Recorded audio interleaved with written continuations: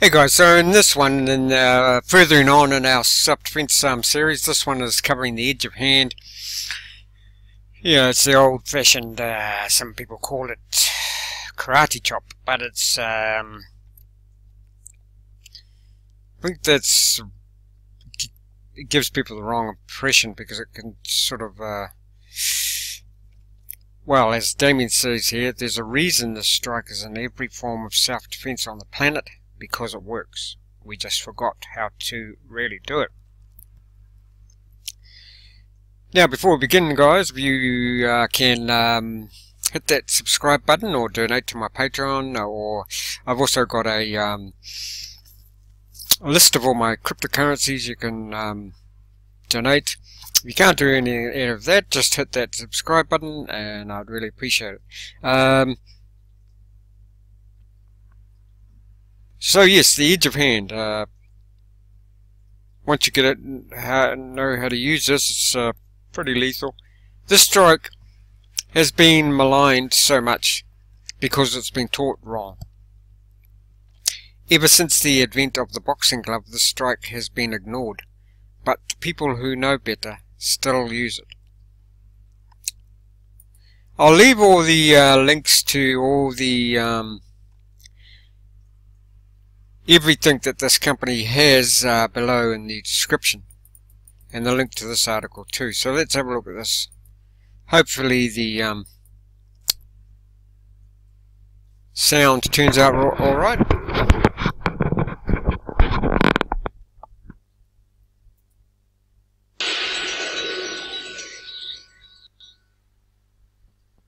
Welcome to Lesson 2 of the Self-Defense Company online course. And this is how to strike in the street without ever hurting your hand. In the real world, we don't wear gloves, we don't wear wraps. I know a lot of people advocate punching and they train in self-defense methods, and I see them wearing hand wraps. Unless you're walking around like this, or unless you've got some big beefy ham hands, you've got to strike in a way that is not going to damage your hands. Because if you punch in the street, I mean, even, we used the Mike Tyson analogy a lot. Well, he got into a lot of trouble. But years ago, Mike Tyson and Mitch Green got in a fight in the street, and you see Mike got his hand all busted up. Mitch Green had his eye all messed up. Okay, Mike is a professional fighter. Professional fighters, supposed to protect their hands. Even the professional heavyweight champ of the world busted his hand in the street. Punching knuckles on jaws, on skulls, on teeth. It was never advocated in old world martial arts to punch the head, and for good reason. Okay? A lot of times you're going to be striking someone who's, besides the skull, sometimes they would even be wearing armor. The solution to this is hitting with the edge of hand. Okay, the edge of hand can strike anywhere on the body. Notice the judo chop, and it gets a bad rap, but, the fact of the matter is there's a reason why this particular method is found in virtually every close combat martial art the world over. It fits in everywhere. Okay, it's nice. It's easily trained. You can hit on the skull anywhere.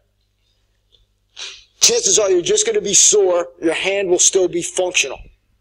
Okay, you'll still be able to move. The chance of you may dislocate. Hey, heck, it's a fight. There are no guarantees. You may dislocate a finger, but in reality, it really doesn't happen. Also, it provides a certain amount of cover. When you're fighting, you won't have time to, he throws a punch, to do a block, to do anything like that. It's nonsense, okay? It's a fantasy. So what happens is, in reality, what you're telling me is he's going to throw a technique, and I'm going to, at some point in time, I'm going to say, okay, I'm ready, here it is, and I block it.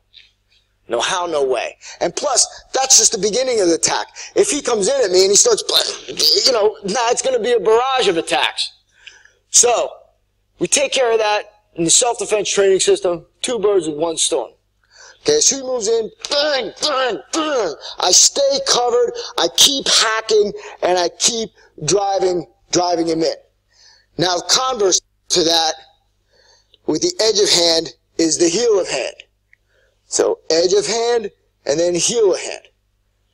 Where the edge of hand doesn't work, the heel of hand provides the range. And that's the cornerstone of the self-defense training system. It uses these proven, powerful techniques to enable you to hit anywhere, to cause the most amount of damage to your target and the least amount of damage to the injury to yourself.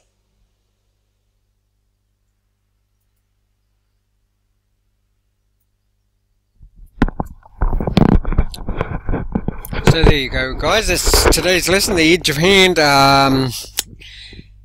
Yep, and in the I think it's module 8 or 9, Damien shows you how to, although you don't have to strengthen the edge of hand, you know, by hitting stuff, it definitely helps, but yeah, you don't need to.